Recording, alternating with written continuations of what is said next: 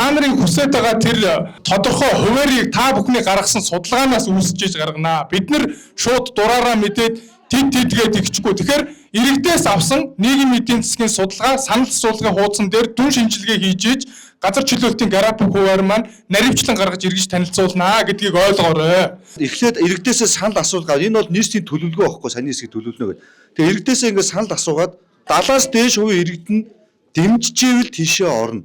70-аас дээш хувийн иргэд нь үгүй гээд 70% хүрэхгүй бол бид нар 1000 төлөвлөөд энэ ажил явах боломжгүй.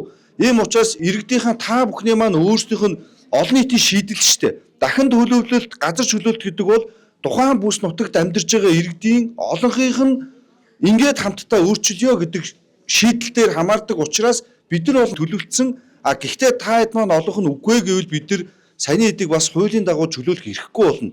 Тэгэхээр буцаад та хэдээсээ судалгаа авна гэдэг учир нь энэ багхгүй юу? Улаанбаатар хотын төвөөр дахин төлөвлөлтийн айлууд орсон сууж байгаа иргэдийнх нь 80% гэдэг ингээ хуулийн заалтуудтай учраас эндээ бас баригддаг гэдгийг ойлгоорой. Манай дагнар бол энийг төлөвлөсөн явж байгаа.